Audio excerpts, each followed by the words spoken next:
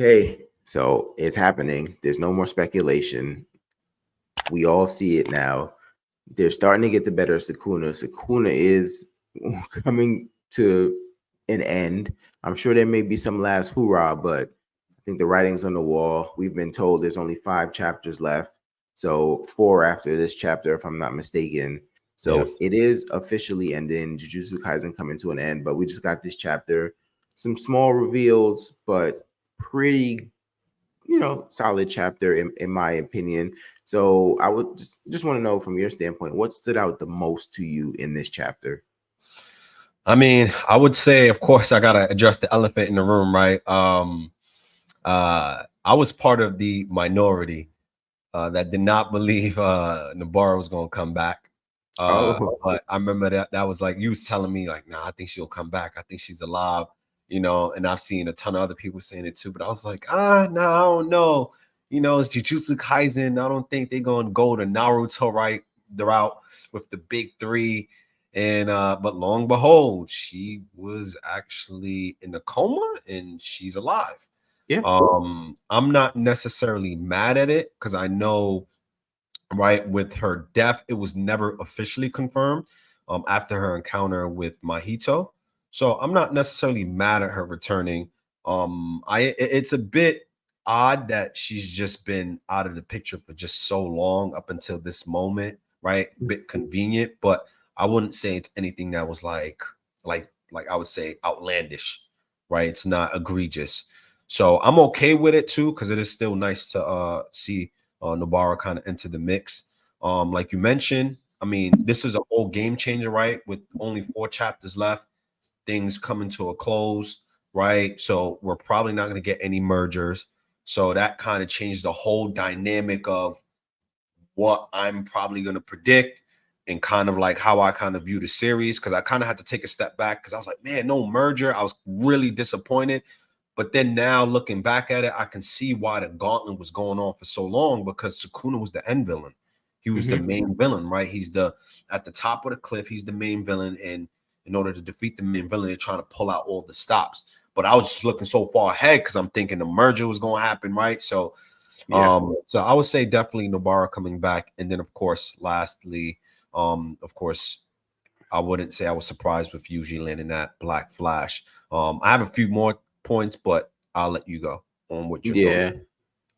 I think it's hard to go in any direction other than the Nobara, but I guess maybe the reveal with the finger actually, I think they pulled a fast one on Sukuna with the finger is what happened, Right. So we kind of got the flashback to Yuta and Gojo when they were swapped in one another's bodies, and then they were just talking. I guess probably the biggest standout for me is like, man, Yuta put in work. Like when he was physically fighting and just everything, the plotting, the planning that led up to everything, like low key. Like I know, I don't know. I suspect Yuji's gonna get the win, but man, Yuta might be a Jalen Brown-esque Finals MVP, man. Where you kind of think it's gonna go to this guy, but he might really be the MVP of this fight after Gojo. Let's take Gojo out because like none of this is Yeah. possible without, what I'm saying, but I'm talking about after that. Right. Yeah. I think I I agree. think Yuta may be the MVP of this entire Sukuna battle. And Yeah. I guess that's a bit of a shocker to me because it wasn't just his power. He didn't just ascend, right? He didn't unlock both sides of his heritage and then become some powerhouse we'd never seen before. He had to do it with strategy, underhanded tactics, willingness to do what others weren't willing to do. You know what I mean? So just the appreciation that I've gained for Yuta over time, it just continues to grow. Yeah. I definitely agree. From giving Maki that opening, right? To giving tricking Sukuna with the finger, using Gojo's body, right? It goes on and on. So Yuta's definitely, I agree, is the MVP for sure. And speaking of Yuta, because I know initially I was thinking the merger is going to happen. So I originally thought, okay, you know what? Most of the cast is going to die because the merger still needs to happen. But now that we're not going to get a merger, it seems like You know, I think something is going to happen with Yuta, right? I think, you know, because the last time we seen Yuta, he was kind of like in a state of burnout, right? Curse technique burnout, where he couldn't use, you know, Gojo's body essentially. So Mhm. we haven't seen what happened to him. So after the time frame ends, we still really don't know what's going to happen. We got a little bit of some information about how his technique works. It's copy technique with Rika, which was interesting, but we don't know what's going to happen with Kenjaku's technique after the 5 minutes are up. And now that we're not going to get a merger, I suspect that maybe, you know, they somehow swap Yuta back right now. Since we're not paying attention, they probably swap him back to his original body that Rika's holding, and he does survive. Or somehow, I know the popular theory is somehow Kenjaku comes back after the 5 minutes. So I am curious to see what's going to happen. But it is only 4 chapters, so I doubt there's going to be anything crazy. You know what I mean? To set the Yeah. series kind of back. So Yeah. I mean, I'm not going to change my petition. I still think Kenjaku should have been the final villain. It's just my petition. I'm just going to roll you with think it till so? the end of time. You But think so? that's just my opinion. But with Okay. 4 chapters left, I don't see him coming back to deploy some kind of master plot. You know what I'm saying? I think it's over. I don't think we're gonna get Yeah. Kenjaku back. A few videos ago, I did say I think Yuta's gonna make it. I think he's gonna get put back into his original body. I Yeah. stand by that. I do think Yuta's gonna get saved. And because I think for Gege's standpoint, yes, you can clip off a bunch of the main characters. Like you could have took Nobara, you could have said, "Hey, we got to get the dub," but Megumi's not going to make it back. Let's clip Yuta, and he could have done all that to add shock value to the series, but I don't think it matters because kill Gojo, and I just think the weight of killing Gojo is still outweighs if all of you know what I'm saying. So Yeah. I think he'll always be able to fall back on that when it comes to his writing. Yeah, I brought Nobara back. Yes, I kind of watered this down, but guess what? Yeah. I killed Gojo. Yeah. You know what I'm saying? It's always gonna be like I killed Gojo. You know what I'm saying? And just from reading a manga, the chapter to chapter between Gojo and Sukuna is just one of the most groundbreaking things I've ever just read and just followed and been a part of. You know what I'm saying? And for the culmination of all of that, kill Gojo, the most beloved character in the series, and honestly, probably from the forefront of why Jujutsu Kaisen is as popular as it is, right? He's probably at the forefront of that. It is a good series, but I do think he's leading the coalition to the Jujutsu Kaisen popularity.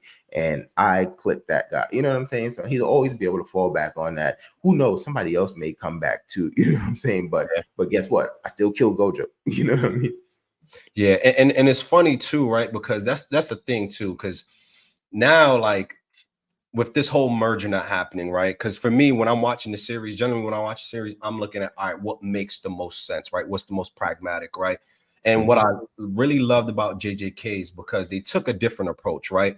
Like that's why I knew, like, even we talked about this, like I felt like Kenjaku is a really likable character, likable villain, right? But I love the approach of sometimes the mastermind isn't the final villain, right? Like he kind of threw a twist there where it's like, all right, this guy is bringing is folding all of this together, but he's not really the enforcer when it comes down to it. It's still this guy Sukuna, right? Yeah. Or it throws us into a debate where it has us debating, like, okay, who's going to be the end villain? That's what I love about JJK, and I love the fact that you have these characters that's living in this world, right? And he's building this world to be where it's not as much plot armor. That's what I appreciated about the series, right? Because what makes the series is certain arcs, right? The Shibuya arc, for instance, when Nabarro seemingly dies, it kind of shocks all of us. You get what I mean? Before even Goku dies, what keeps us going and watching the series is the lack of plot armor, because you're like, oh man, like, and it's not like he's just killing them for the sake of killing them. He's actually kind of building it up. And then it's like, it's not necessarily, it is shocking at times, but it's not like necessarily like terrible that he just kind of just written them off, right? Because if the clues are there, essentially, right? It's not like these people are getting off by characters that they shouldn't get off by. You know what I mean? So that's why I appreciated the series. So I was like, okay, he's going to continue to go that route and push the series to its absolute limit. beyond Kenjaku, beyond Sukuna, and go with the merger. But apparently, I was being overzealous, right, with my imagination, and it seems like ultimately it kind of is falling short to a degree, because now it's like, okay, yeah, Gojo died, right, but Nabaro's still alive. Let's say Megami's still alive, Yuta's still alive, Yuji's still alive. It's kind of like this is like Naruto all over again. You get what I mean? It's kind of like, yeah. what is the difference between this and I feel like they had an opportunity, a route to take to make it stand in its own section. Yep. And I'm disappointed it kind of didn't. Right, we're just getting the same old tropes. Right, the big three ultimately saving the day again, and these characters. So for me, it's kind of like I'll have to see how it ends still, but my rating will probably not be as high, Yeah, I will say that's something I worried about, with a series that I really do love. When I found out, okay, it really is ending in this many chapters, and we see these things happen, I'm like, okay, people are gonna have a different view on this in its totality, right? Where you thought this was gonna stand on its own as the leader of the new school, which it still may, you know what I'm saying? Like where you thought it was gonna be head and shoulders above everything else. I think it brought itself back to the pack a little bit, right? With, like you said, unheard of, right? The mastermind, the brute, neither of them are the final villain. We're going to get somebody else be the final villain. You know what I'm saying? All of those things, kill off the strongest good character. You know what I mean? So just all the things that it was doing that was different. And then it just feels like, excuse me, like you said, just going back to the standard stuff. Okay, our beloved big three that we started with, they're going to be the ones ultimately to win this thing, right? Megami's attacking him from the inside. Nobara comes back, and then Yuji probably lands the final blow, and it's just kind of like, yeah, it's kind of just like everything else we've seen. You know what I mean? Yeah, it's kind of yeah. That was the game changer. Once they said they was ending it, I was like, that changes everything. Literally, that changes everything. Some people still love. I mean, don't get me wrong, still a good series, but it's like, and I mean, like Hikari and Urume, like, what are they doing? They're probably doing the same thing as us, just having a podcast right now. Like, what are they doing? Right, and it makes you think, like, if they had more time, they could have wrapped that fight up, but I don't know if it's being rushed. Like it's just mind-boggling to me because this is kind of out of nowhere. Like I know originally, like even Gege talked about this was ending originally like in December, but in 4 chapters, how you gonna tie up all these loose ends? Like especially with, I mean, you can skip it and be like, oh, okay, just show the end of the battle, but I don't know, man. It's we have to wait and see. Yeah, I think unfortunately I think people are going to tear this apart and they're going to say plot hole, plot hole, plot hole, plot hole, plot hole, plot hole. And I think they're going to identify all these plot holes, and I do really think it's probably going to diminish the overall perception of the series. And I kind of hate but I kind of hate that thought, but I do think that's what's going to happen. You know what I'm saying? Because I just feel like the ending feels cut short, feels a little rushed. And a long time ago, I said, listen, I'm kind of worried about Sukuna, that they're not going to be able to, that he's become too powerful. The only way to beat him is going to be some kind of an ass pull, which isn't necessarily the case, right? They broke him down over time, but I do feel like still like, and I said that only because I was worried about how will this end. So I feel like even though they didn't do that, the ending still is going to be rushed in some facet where the story's just not gonna, I don't know, I just don't think the story is going to end well. Yeah, man, I just don't see it. Like in 4 chapters, I don't see how you could get it done where it kind of is like somewhat satisfying, because I think it'd have been the series would have been a lot better, or our expectations wouldn't have been as curved as much if we didn't necessarily get the focus or mention of the merger. I think if you eliminated that, I think it would have alleviated a lot of the confusion and it alleviated a lot of the kind of like the focus, right? And maybe it's just me, right? Because I was just looking ahead. I was just wondering, what is this merger like? And I'm thinking like, okay, is everyone going to die, or is multiple people going to die? Because the merger, in order for the merger to activate, everyone has to die, right? So for that to be emphasized, it's kind of like, okay, but I just didn't look at the possibility like they was actually trying to prevent the merger. But I feel like I didn't get that sense from even the characters. It was like, no, after the merger, we just need to beat Sukuna. That's how I seen it, as opposed to like there should have been an emphasis at the very least, like, hey, we need to stop the merger. If this merger happens, is game over, and preventing that from happening. Like the emphasis of that, right? It kind of just got lost in the sauce. Yeah. So, you know, and then it actually diminishes Kenjaku to a degree, right? It makes him fodder at this point because he's a character that brought the merger in. Yeah, he helped cultivate the Cullen games, but ultimately he was nothing. He was fodder because Yeah. the merger doesn't happen, and on top of that, it's just he was just there. You know, he Yeah. wasn't really the strongest character. He was strong, but he wasn't the strongest character, and then that's really it. Like, you know what I mean? So kind of actually that even diminishes Kenjaku as a character as well. You know, and I don't know if that was the intent. And I'm okay with that. I'm just saying, like, you just can't throw something out there and then not, you know, especially knowing Gege, he always ties things back together. So I was really shocked about that. Yeah, I agree. Kinjaku kind of just becomes like a what if character, you know what I'm saying? Like, oh, I mean, we don't really get the backstory, so we don't understand his technique and why his technique works in ways that, you know, now Yuta can't replicate. What was he really doing all these years ago? Like, he's so old, you know what I'm saying? He's been around for so long, and it's just like, who exactly is him? What's the motives? You know what I'm saying? Like, a lot of these things we won't get that I was hoping that we would get, you know? So it's a bit disappointing, but hey, I mean, it happens, you know what I mean? So there'll be theories and theories and theories out there. They'll probably have in that regard, have an ambiguous ending that people will be debating for decades from now.